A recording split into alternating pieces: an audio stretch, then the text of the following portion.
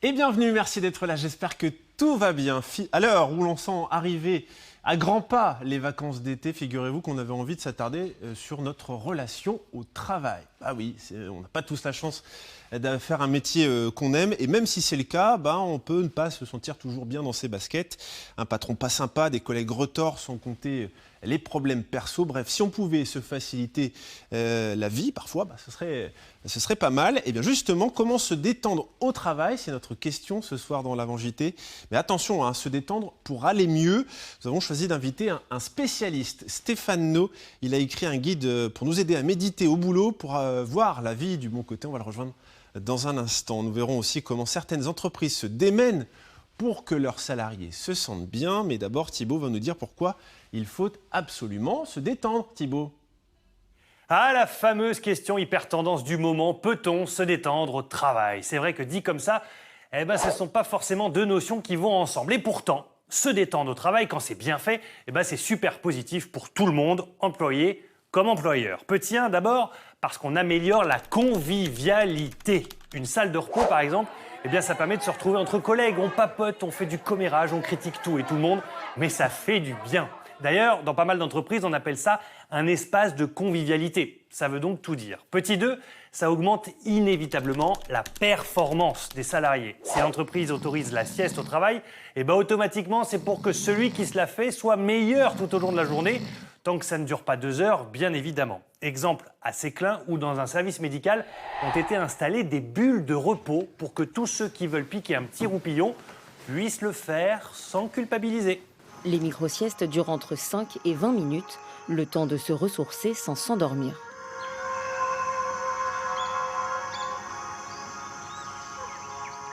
Ça fait rêver. Enfin, petit 3, quand une entreprise se démène pour favoriser la détente dans ses murs, ça joue aussi sur la satisfaction des salariés qui va aboutir forcément à une amélioration de l'image de la marque. Regardez Google qui a hyper communiqué sur le côté cool avec fruits, distributeur de bonbons, salle de gym gratos. Nous, on a OVH et c'est à Roubaix, regardez. L'entreprise a agrémenté son offre de services pour faciliter la vie des collaborateurs.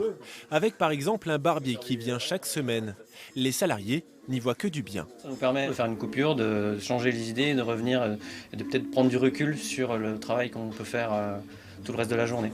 Et ouais, ça marche. Effet de communication, tout le monde est content, y compris ceux qui en tirent profit. La détente au travail crée tout un écosystème de professions qui viennent jusque dans les locaux pour réaliser une prestation, comme chez OVH, on vient de le voir donc, ou comme chez nous, à France 3, où une masseuse vient régulièrement dans l'année. Et ouais, d'ailleurs, je dois vous laisser car j'ai un petit rendez-vous qui m'attend et je suis déjà en retard. Bon, pas de stress Thibaut, et puis bonne séance de massage à vous, merci beaucoup. Bonsoir Stéphane No. Bonsoir. Comment ça va bien?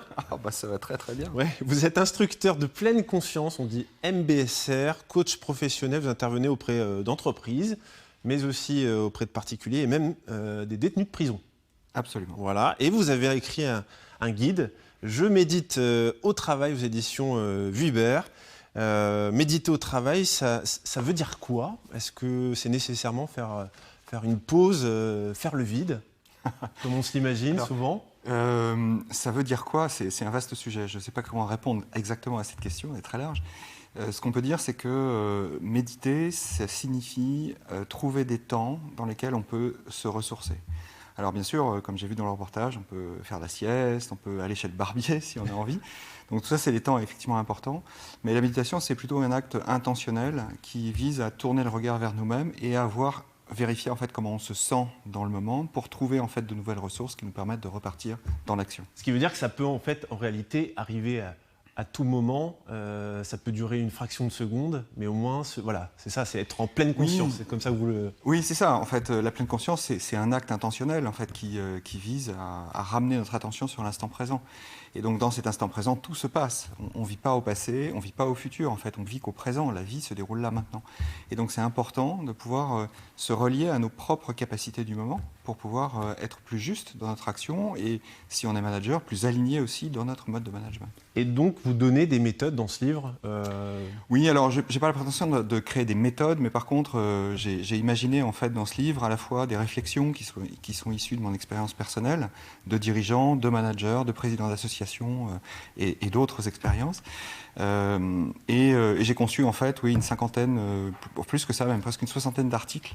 D'exercices qui permettent de se ressourcer de manière à atteindre en fait un certain objectif qui peut être une meilleure écoute, plus de compassion, plus de bienveillance ou simplement se sentir mieux. Et ça peut parfois aider à dénouer certaines situations qui peuvent être très, très compliquées, très conflictuelles. Oui, tout à fait. Enfin, j'ai écrit un article. Décidément, je suis très dans les articles, mais un chapitre. Oui, voilà, on a compris. Dans le livre sur le thème des conflits, justement, parce que effectivement, la difficulté en fait qu'on a dans les conflits, c'est qu'on a du mal à se mettre d'accord. Chacun veut avoir raison. Et il y a une phrase qu'un jour m'a invité à prendre en compte un de mes enseignants de méditation qui me disait « si tu as raison, tu as tort ». Et j'ai gardé en fait cette phrase-là parce qu'en réalité, chacun a raison de son point de vue. Chacun veut souvent avoir raison. Hein. En fait, et du coup, il essaie d'imposer son point de vue ou se soumettre au point de vue de l'autre. Et donc, on voit bien que dans le conflit, là, il y a une difficulté supplémentaire, c'est qu'on ne peut pas le résoudre si les deux prétendent avoir raison. Font pas un pas en avant en tout cas pour essayer de le résoudre. Alors il y a la démarche que l'on fait soi-même et puis il y a ce que font les entreprises pour que les salariés se sentent bien. On a vu quelques exemples justement dans le reportage de Thibaut à l'instant. On voit de plus en plus d'entreprises embaucher des responsables du bonheur, du bien-être en entreprise. On appelle ça les Chief Happiness Officers en anglais. Et justement, nous en avons un en visio avec nous, c'est Jean-François Anselme. Bonsoir Jean-François. Vous êtes donc responsable santé, qualité, vie au travail pour le groupe Avril, qui a plusieurs sites industriels dans la région. Vous transformez les céréales, c'est ça ? Oui, c'est ça. Bonsoir à tous. Oui, effectivement, nous sommes leaders de la transformation du végétal. On a 80 sites dans le monde, dont 3 sites dans les Hauts-de-France.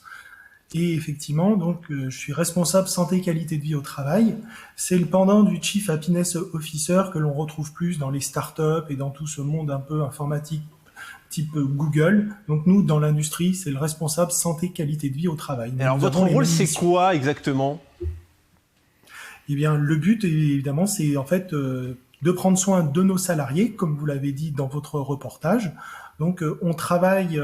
Donc, moi, en fait, j'ai un correspondant par usine de santé qualité de vie au travail. J'anime le réseau de ces correspondants et le but, c'est de mettre en place un certain nombre d'activités sur nos sites pour justement que les gens soient bien dans leur corps et donc ils seront bien dans leur tête. Et par exemple, quand ils font de la méditation.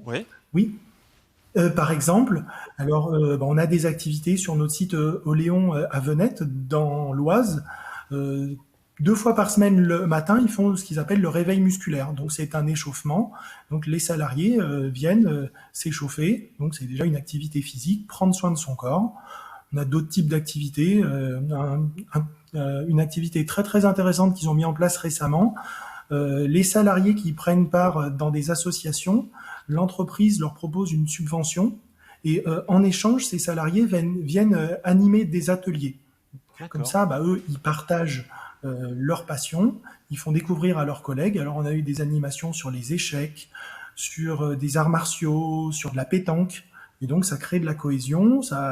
C'est un côté, effectivement, comme le disait Stéphane, aussi, ça évite les conflits parce qu'on travaille dans une meilleure ambiance, les gens sont plus détendus. On a le moment professionnel où on travaille et puis, durant les pauses de midi ou à d'autres moments, on peut faire ces petits ateliers qui nous font faire un pas de côté. Stéphane, c'est intéressant ça. Pourquoi on a le sentiment que les entreprises essaient de se soucier de plus en plus justement du bien-être de leurs salariés ? Pour moi, il y a 2 raisons. La première, c'est que le bien-être du salarié impacte directement la performance. Mais la vraie raison, enfin en tout cas, la raison la plus sincère, la plus honnête, c'est qu'un humain qui arrive travailler, c'est un humain. Et donc, c'est très important en fait d'en prendre soin, parce qu'on passe quand même 7, 8 heures, 9 heures, 10 heures, 15 heures par jour parfois à son travail, et que ces 15 heures par jour sont des instants de vie, c'est pas juste des instants de travail. Et je dirais plus largement, en termes RH, en fait, la réflexion, ça serait de se dire que finalement, l'homme n'est pas un outil de production. Alors c'est intéressant ce que vous dites, je rebondis là-dessus justement. On va voir, on va se replonger un peu dans l'actualité avec une illustration tout récente. La semaine dernière, le constructeur Renault a annoncé qu'il allait embaucher 600 CDD à Maubeuge sans CV. Vous y allez, on vous embauche en quelque sorte. Hein. Regardez ce que ça donne et on en reparle juste après. Aujourd'hui, dans ce lycée professionnel, une séance pas comme les autres, ces personnes passent un test d'aptitude pour intégrer Renault dans des conditions sonores particulières. Ce qu'on essaie de faire aussi au travers de l'exercice, c'est de reconstituer une ambiance de poste de travail, avec le bruit, les bruits d'une chaîne de production. Cette formation va durer quelques semaines seulement. Elle est financée par Pôle emploi. Autre particularité, pas besoin de CV ni d'expérience pour postuler. Le profil il est ouvert à tout public, de 18 ans jusqu'à, j'ai envie de dire, la retraite, l'âge de la retraite. Il n'y a pas de prérequis. Cette postulante a suivi une formation de secrétaire. Elle a choisi de changer complètement d'univers.